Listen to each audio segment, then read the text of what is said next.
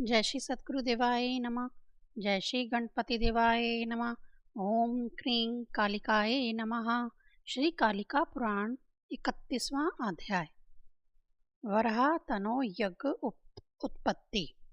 ऋषिगण बोले, यज्ञ वराह के शरीर ने किस प्रकार यज्ञत्व को प्राप्त किया तथा वराह के 3 पुत्र कैसे त्रेतात्व को प्राप्त हुए। महात्मा वराह के द्वारा अत्यंत भयानक तथा जन समूह का विनाशक यह असामयिक महाप्रलय क्यों किया गया, या षडांगधर विष्णु ने मत्स्य रूप धारण कर वेदों का उद्धार कैसे किया, पुनः सृष्टि कैसे हुई तथा किसने पृथ्वी का उद्धार किया।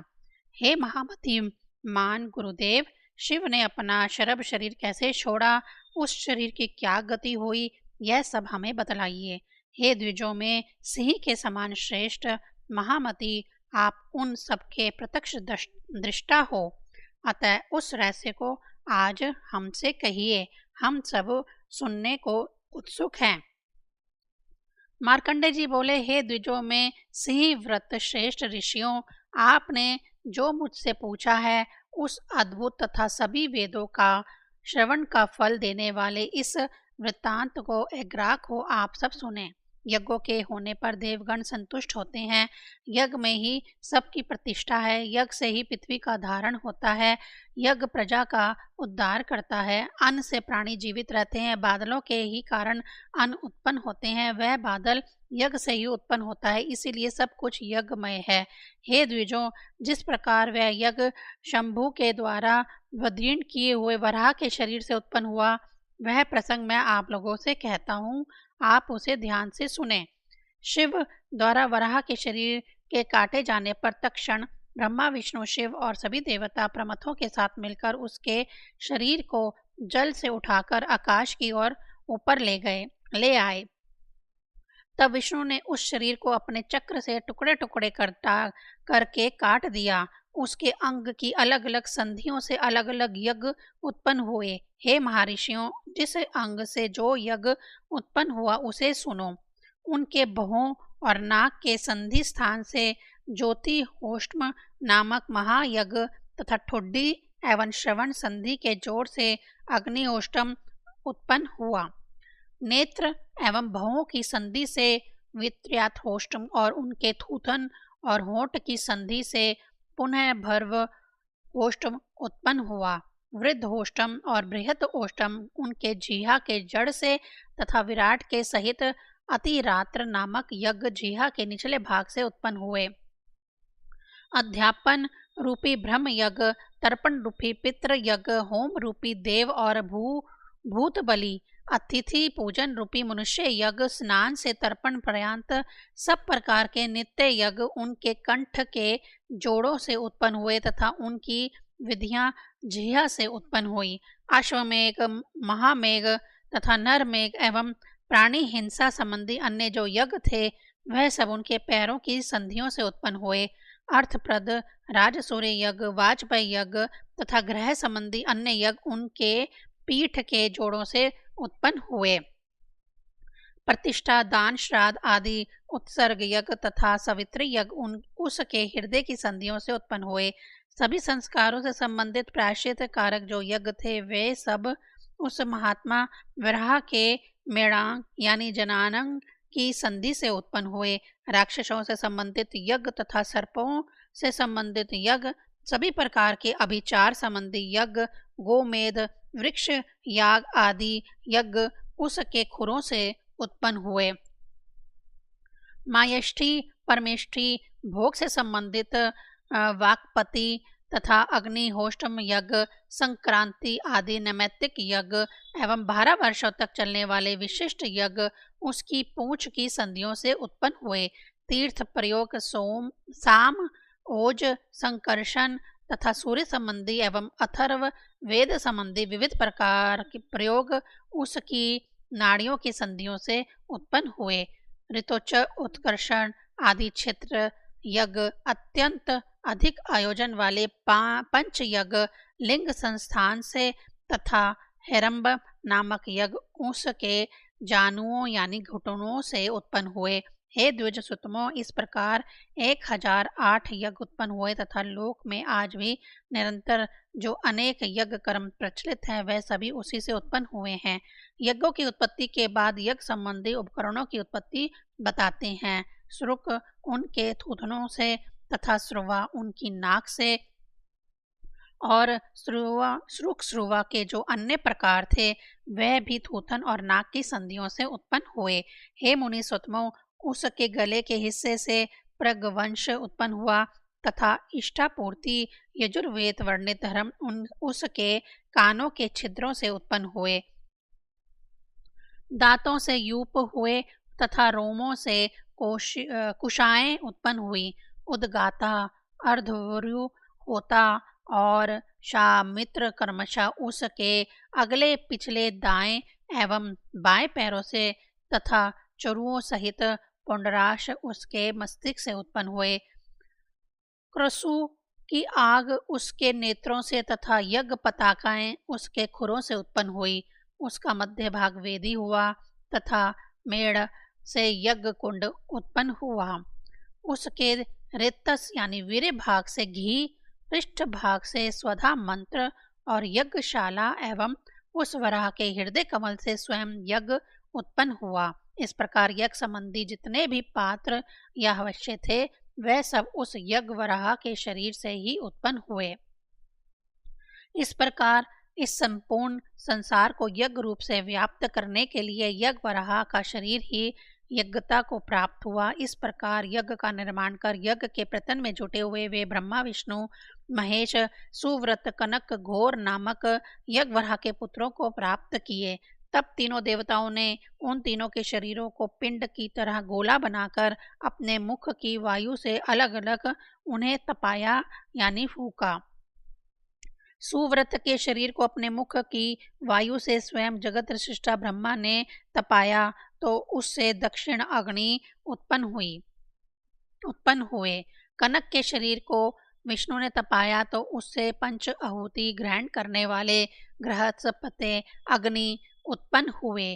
घोर के शरीर को स्वयं शंकर ने जब तपाया तो उसी समय उससे आह्वानी अग्नि उत्पन्न हुई। हे द्विजसुतमो, इन्हीं तीनों अग्नियों से तीन गुणों के कारण उत्पन्न यह समस्त संसार व्याप्त है। तीनों का यह समूह जहाँ नित्य रहता है वहाँ सभी देवता अपने अनुचरों सहित निवास करते हैं। यही नित्य का मंगलमय आसन है। यही त्रय अर्थात तीनों वेद या तीनों देवों का सम्मिलित रूप है। यही तीनों विधियों का स्थान तथा सब प्रकार से पुण्यप्रद है। जिस जनपद में इन तीनों अग्नियों में हवन किया जाता है उस जनपद यानी क्षेत्र में अर्थ, धर्म, काम और मोक्ष नामक चारों पुरुषार्थ की अभिवृद्धि होती है। हे द्विजसुतमो, जिस प्रकार यज्ञ वराह का शरीर यज्ञत्व को प्राप्त हुआ तथा उसके पुत्रों के शरीर अग्नि रूप हुए, अब आप लोगों द्वारा पूछा गया यह वृतांत मैंने आप लोगों से कह दिया। श्री कालिका पुराण में वराह तन से यज्ञ उत्पत्ति नामक 31वां अध्याय संपूर्ण हुआ। 32वां अध्याय मत्स्य अवतार वर्णम। ऋषि बोले, हे महाभाग, वराह ने जो लोक संहार किया वह अकाल संबंधी प्रलय भगवान द्वारा जिसे लिया हुआ उसके संबंध में आप सब सुनिए। या जिस प्रकार षडांग धारण करने वाले भगवान विष्णु ने मत्स्य रूप धारण कर वेदों का उद्धार किया, सभी पापों का नाश करने वाला वह वृतांत मैं कहूँगा। प्राचीन काल में भगवान विष्णु कपिल नाम के सिद्ध महामुनि हुए। स्वयं साक्षात हरि ही सिद्धों में उत्तम वह मुनि रूप धारण किए थे। यह संपूर्ण जगत ध्यान मात्र से ही उन्हें स्वयं सिद्ध था।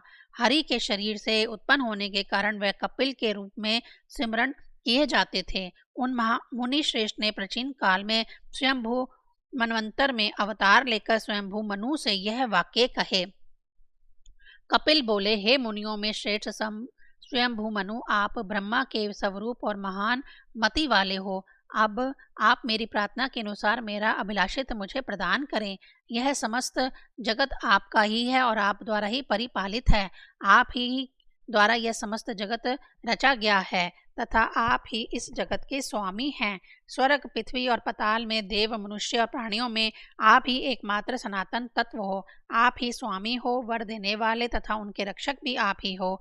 आप ही पालन करने वाले तथा बनाने वाले हो। आप सभी ईश्वरों के भी ईश्वर हो। आप में ही यह समस्त तीनों भवन प्रतिष्ठित हैं। कार्य कारण तत्वों के समूह के सहित यह गतिशील जगत आपका अनुगमन करते हुए तप के ही कारण आपके समान प्रतिभाषित होता है। इस जगत में आप मुझे तीनों लोकों में दुर्लभ, पवित्र, पाप नाशक, सुंदर, उत्तम ज्ञान उत्पन्न करने वाला एकांत स्थान प्रदान करो, क्योंकि मैं ही ज्ञान दीपिका का निर्माण कर संसार में उत्पन्न सभी प्राणियों को प्रत्यक्ष दिखाने वाला होऊंगा तथा तब उनका उद्धार करूंगा। इस समय सारा संसार अज्ञान सागर में डूबा हुआ है। मैं ज्ञान रूपी नौका प्रदान कर तीनों लोकों का उद्धार करूंगा। हे जगत के स्वामी, आप हमारे राजा हो, पूज्य हो, पालन करता हो। इस संसार में मुझे भलीभांति उपयुक्त चाहते हो। महात्मा कपिल के द्वारा इस प्रकार कहे जाने पर वह मुनि उन नियतव्रती महात्मा कपिल से उत्तर देते हुए बोले। मनु बोले, यदि तुम समस्त जगत के हित के लिए ज्ञान दीपिका का निर्माण करने की इच्छा रखते हो तो मुझसे तुम्हारे द्वारा स्थान की याचना क्यों की जा रही है? क्योंकि लोक कल्याण तो कहीं भी किया जा सकता है, उसके लिए स्थान मांगने की कोई आवश्यकता नहीं होती। हे द्विज, प्राचीन काल में हिरण्यगर्भ ब्रह्मा ने अद्भुत रूप से महान तपस्या की और उन्होंने मुझसे तपस्या हेतु किसी भी स्थान की याचना नहीं की। शिव ने संभोग से रहित हो ब्रह्मचार्य पूर्वक देवताओं के मान से 10,000 वर्षों तक तपस्या किया, किंतु उन्होंने भी स्थान की इच्छा नहीं की। हे महामुनि, देवराज इंद्र, अग्नि, यम, राक्षसों के स्वामी निरुति, जल जंतुओं के स्वामी वरुण, वायु, धनाध्यक्ष कुबेर, इन लोगों ने दिक्पाल पद पाने की लालसा से तीव्र तपस्या की, किंतु इनमें से किसी ने भी स्थान को नहीं मांगा। हे कपिल मुनि, पृथ्वी पर बहुत से ऐसे क्षेत्र, नदियां, तीर्थ और दिवाले हैं जहां पुण्य आत्मा जन निवास करते हैं। उनमें से किसी एक स्थान को प्राप्त कर यदि तुम तपस्या करो तो हे ब्राह्मण, क्या वहां आपको सिद्धि नहीं प्राप्त होगी? ऐसी परिस्थिति में तुम्हारे द्वारा स्थान की याचना करना तो मात्र गर्वोक्त ही है। तपस्वी जनों के लिए गर्वोक्ति धर्मयुक्त नहीं लगती। मार्कंडेय जी बोले, उन स्वयंभू मनु के इन वचनों को सुनकर सिद्ध कपिल मुनि क्रोधित हो गए और मनु से बोले। कपिल बोले, मैंने तुम्हारे पर भरोसा कर तपस्या से शीघ्र ही सिद्धि प्राप्त करने के लिए उपयुक्त स्थान की याचना की, जिससे तुम मुझे इस प्रकार आक्षेप लगा रहे हो। तुम्हारे इस प्रकार के उग्र वचनों को मैं सहने में असमर्थ हूँ। तुम स्वयं त्रिभुवन के स्वामी हो, ऐसा तुम्हें गर्व हो गया है। आज तुमने मेरे निवेदन को जो गर्वोक्त कह दिया, यह वचन अक्षम्य है। उसका तुम शीघ्र ही फल प्राप्त करो। यह देवता, असुर और मनुष्य सहित समस्त त्रिलोकी शीघ्र ही हत प्रहत और ध्वस्त हो जाएगी।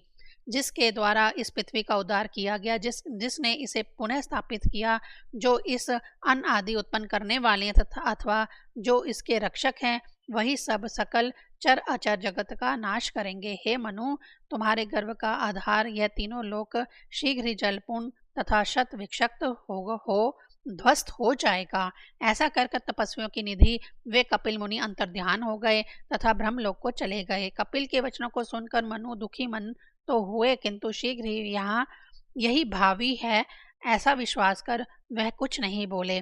तब बुद्धिमान स्वयंभू मनु भी सब प्राणियों के कल्याण के लिए तपस्या का निश्चय कर गरुड़ ध्वज भगवान विष्णु की दर्शन की लालसा से गंगा द्वार यानी हरिद्वार के निकट विशाल बद्रीवन को गए। वहां जाकर जगत के पालक स्वयंभू मनु ने स्वयं उस पुण्यदायी पापों का नाश करने वाले बद्रीवन को देखा। वह सदैव फलवान, नित्य मुलायम, हरी हरी भरी घास और मंजरियों से युक्त था। वहां सुंदर छाया थी। सूखे और सड़े गले पत्तों से रहित वह कोमल पत्तों से युक्त था। वह जड़ से लेकर शिखर तक पूर्ण रूप से गंगा के जल समूह से संचित थी तथा अनेक तपस्वी मुनिजन निरंतर वहां निवास करते थे। उस सब ओर से मंगलमय अनेक भौरों के समूह से सुशोभित खिले हुए कमलों वाले जल से युक्त सुंदर वरदायक स्थान में प्रवेश कर लोक को प्रिय लगने वाले स्वयं मनु ने तपस्या हेतु नियत आहार वृत्ति होकर परम समाधि के द्वारा यतन प्रारंभ किया।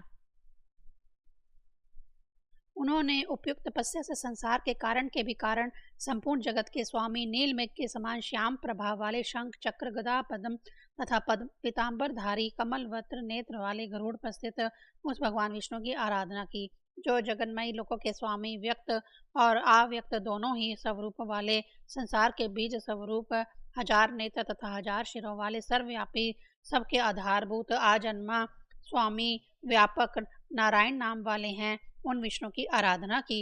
ओम नमो हरणे गर्भ पुरुष प्रधान अव्यक्त रूपाणे शुद्ध ज्ञान सब रूपाणे वासुदेवाय। सभी वेदों के स्वरूप इस श्रेष्ठ मंत्र रूप का जप करते हुए मनु ने विष्णु की आराधना की। यानी मंत्र का अर्थ हरिण गर्भ पुरुष प्रधान तथा अव्यक्त रूप वाले शुद्ध ज्ञान स्वरूप वासुदेव को नमस्कार है। उपयुक्त जपनीय मंत्र को जप कर स्वयं भू मनु ने शीघ्र ही जगन्नाथ भगवान केशव को प्रसन्न कर लिया। तब वे भगवान नए धूप के पत्तों के समान सांवले वर्ण तथा कपूर के कालिका के जोड़ों के समान उज्जवल नेत्रों वाली छोटी मछली बन गए। तब शुद्र मत्स्य का रूप धारण कर भगवान विष्णु मौन व्रती तपस्यारत महात्मा स्वयं भूमनु के समीप गए और भयभीत करुणा युक्त भय से गदगद हो उन्होंने उनसे कहा। मत्स्य रूपधारी जनार्दन बोले, हे तपोनिधि, हे महाभाग, विशाल मछलियां मुझे खाने को तत्पर हैं, उनसे मैं नित्य उद्युक्त हूँ। ऐसे मुझ डरे हुए व्यथित की आप रक्षा कीजिए। हे महाभाग, प्रतिदिन बहुत सी मछलियां इकट्ठी हो मुझे खाने को दौड़ती हैं। हे नाथ, आप ही उनसे मुझे बचाने में समर्थ हैं। आज बहुत सी मछलियों द्वारा सताया हुआ उनसे छोटा मैं थक गया हूँ और अब भागने में समर्थ नहीं हूँ। प्राण रक्षा की आकांक्षा लेकर आप जैसे महात्मा मुनि की शरण में आया हूँ। यदि आपकी कृपा हो तो आप मेरी रक्षा करें।